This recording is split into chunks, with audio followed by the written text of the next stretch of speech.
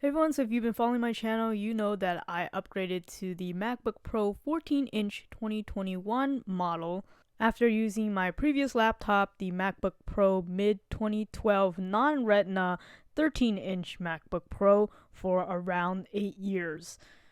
That laptop has stuck with me through the thick and thin, including all of college and all of my YouTube video editing needs up until this year. So I'm here to bring to you a perspective upgrading from a much older MacBook to this 2021 MacBook Pro 14-inch.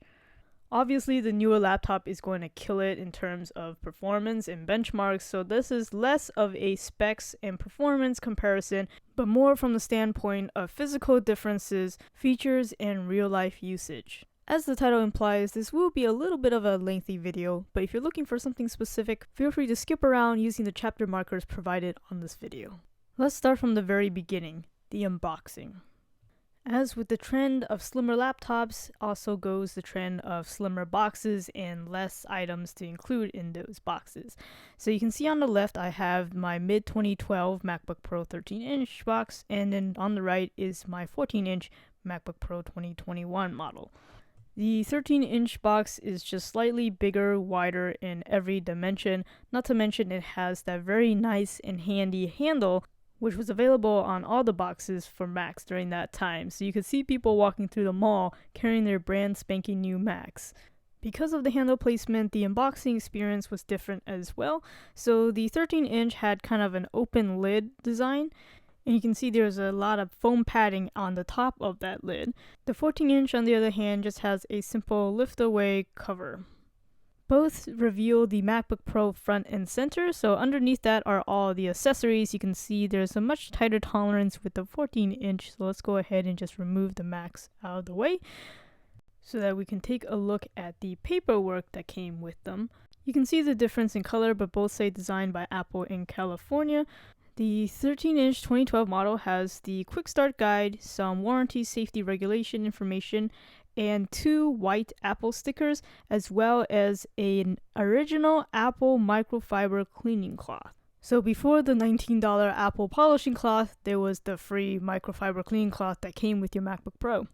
Then for the 14-inch 2021 model, you get a deceptively thick envelope containing the user quick start guide, the warranty regulatory information paper, and 2 black Apple stickers.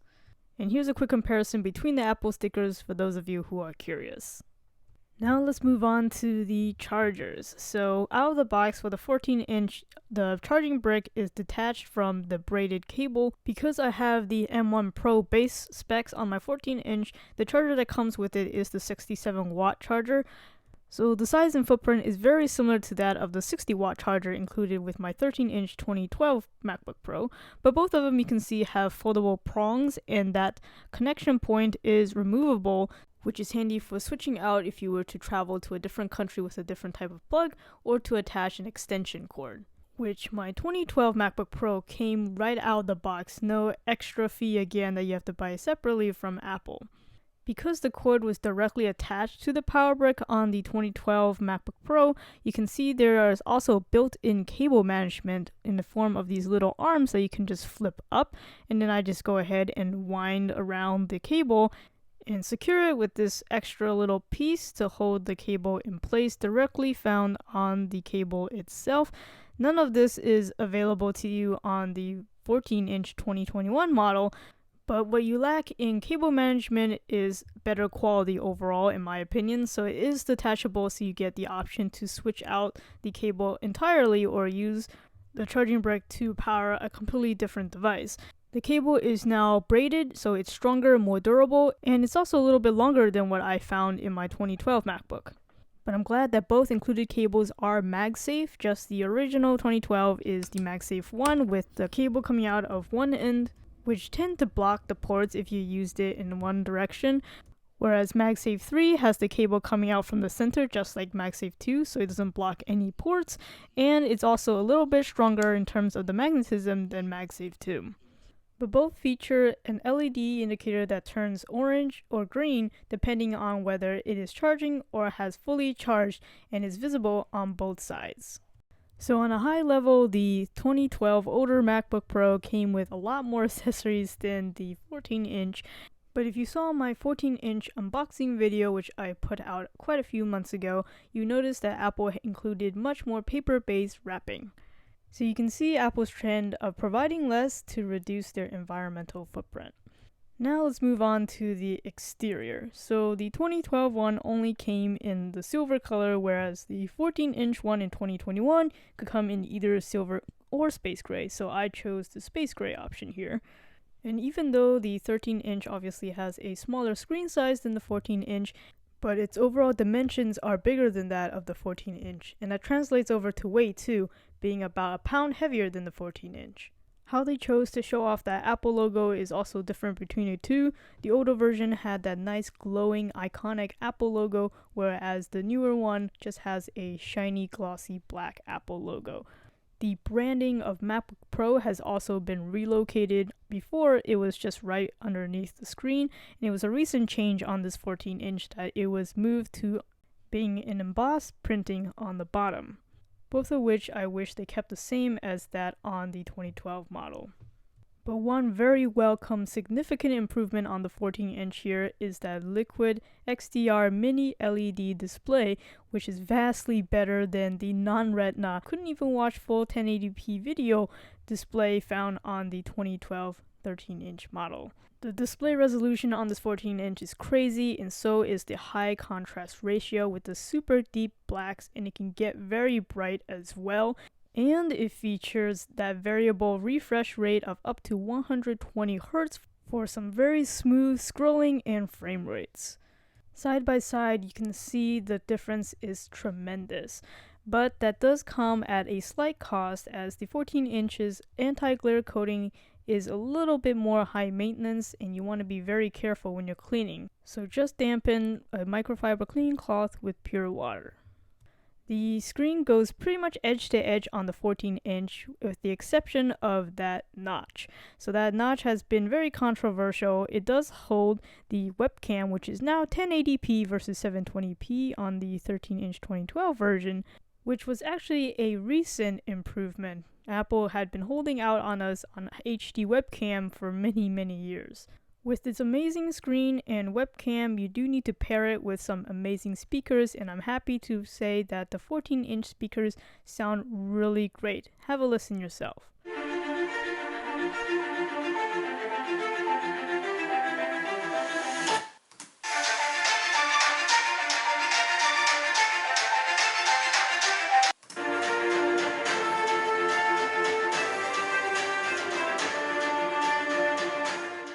I do believe that the upward-facing speaker grills located on either side of the keyboard on the 14-inch has a part to play. On the 13-inch, it's not clear where the speaker sound is coming from. There are no speaker grills to be found. As for the keyboards, both of them work just fine. It's just a little bit of a personal preference which one you prefer. The 13-inch one had a little bit more key travel. You can see the silver chassis between the keys, and the backlighting bleeds around the keys, so it has a nice little light outline. As for the 14-inch, the keys themselves are a little bit wider, and they cover up any kind of backlighting bleeding, so you just see basically the lighting on the actual characters against a black background.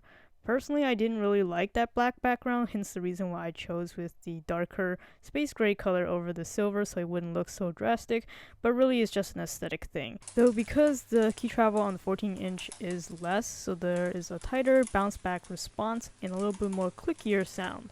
Personally, I also do like the function keys available on the 13-inch. They seem to have more practical use compared to the 14-inch, in which some of the keys can easily be replaced with simple keyboard shortcuts, and would have much preferred to have actual physical keyboard brightness keys as opposed to having to dig through the menu bar. But by far, the one-up the 2021 model has is the Touch ID sensor, which makes logging in and making payments lightning fast. As for the trackpad, it has become a forced style on the 14-inch versus the diving board traditional mechanism on the 13-inch. That just means the response that you get from the 14-inch is more of an electrical response, not actually a physical depression compared to the 13-inch. And therefore you're able to make a click anywhere on the trackpad. Both are really great. I mean, the 14-inch is definitely a lot bigger as well, so there's more to work with there, but both are still the king of multi-touch gestures. Now we get to the sides of the machines. Let's talk about the ports. The MacBook Pro 13-inch focuses all its ports on the left side primarily. The right side just has a slot for the Kensington lock for those days when people had to chain their laptops down to a table while they left it unattended, and an optical drive slot to play your DVDs and CDs. It is now the only moving part on this MacBook Pro after I switched out the spinning hard drive for an SSD.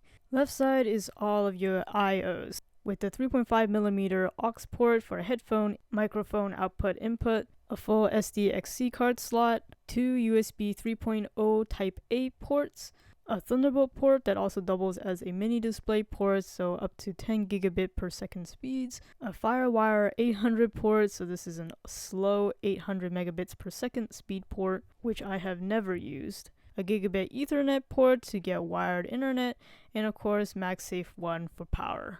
And not to forget the very useful battery indicator button located on the side here that is able to show you your battery level at a glance even if the MacBook was powered off. With the 14-inch, the ports are better distributed on both sides, so you don't have to have everything coming out your left side. So again, we have a full-size SD card slot, unfortunately still only able to support up to UHS 2 speeds, not UHS 3 or any other higher speeds. You do have a Thunderbolt/USB Type-C USB 4 port, and also a full-size HDMI 2.0 port. Left side, the aux port, 3.5mm, but now supporting high impedance headphones, 2 more USB-C ports of USB 4 and Thunderbolt 4, and your new MagSafe 3 port. I am so happy Apple brought back the ports. If nothing else, that is my key feature that I wanted from a new MacBook Pro that prevented me from upgrading in the first place. While of course the 14-inch has the upgraded ports, both still have at least 2 USB ports for means of data connection, at least one means of connecting to an external display. Of course the 14-inch has several means of doing so. A full-size SD card slot with the SD card still hanging out like a sore thumb when plugged in, a headphone jack, and a dedicated MagSafe port for power.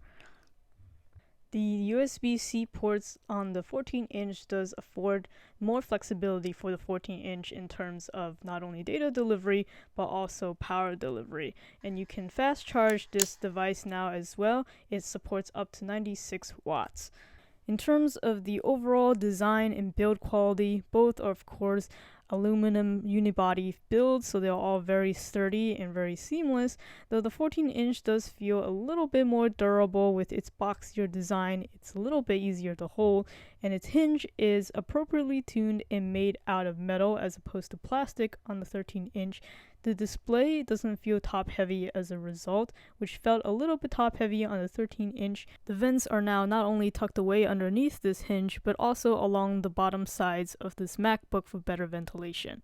The feet on the MacBook Pros have never been great, but I think the 14-inch's redesign will hopefully make it last longer than the feet found on my 13-inch, all of which I've had to re-glue back on at this point. But that's not to overlook some very good features found on the 13-inch. Especially the ability to user upgrade the machine, which was how I was able to hold out on that MacBook for so long. Thanks to how easy it was to just open up the bottom of the machine, I've been able to upgrade the slow spinning hard drive to an SSD myself, the RAM, and also the battery.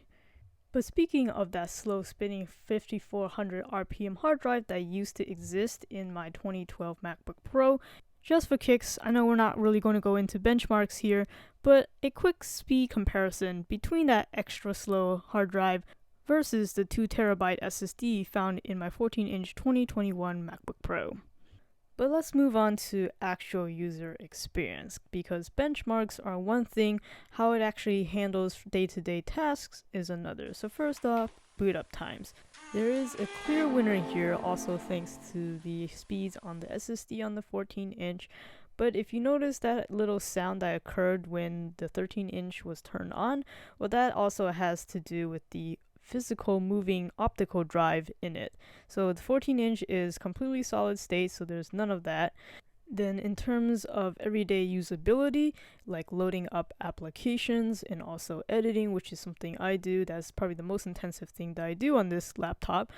There's a clear difference, I can tell you, night and day, especially with loading applications. I can barely load 1 or 2 applications in a decent amount of time on the 13-inch, but it just blazes through on the 14-inch. You can see I'm pretty much loading up every single application that I have in my dock. And then for editing, man, it is such a game changer. A video that would normally take me 3 hours to do because I have to wait for it to render or just the scrubbing lag takes me at least half the time on my 14-inch. And when performing those high intensive activities like editing or simply watching videos or streaming videos, the temperature variation is huge between the two. If you talk to anybody who's ever owned a MacBook that had the Intel processor, they'll tell you it's pretty much a lap warmer when it starts performing those intense tasks.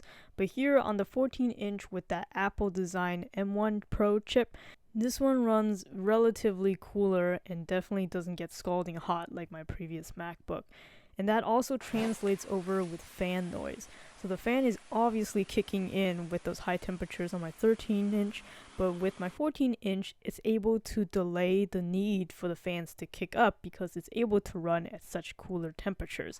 I've only really heard the fan audibly when I'm like doing not only rendering, a dozen or so Chrome tabs, and a few other things running simultaneously. But even then, the fan is nowhere as loud as the 13-inch. It's pretty much whisper quiet the majority of the time I'm using the laptop.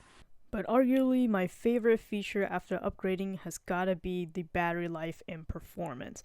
Even though the battery jump from the 13 to 14-inch is very minimal in terms of watt-hour capacity, the actual usage that I can get out of my 14-inch is many hours more than that of my 13-inch. And as a result, I don't have that charger anxiety if I forget to bring my charger with me if I were to take my laptop on the go.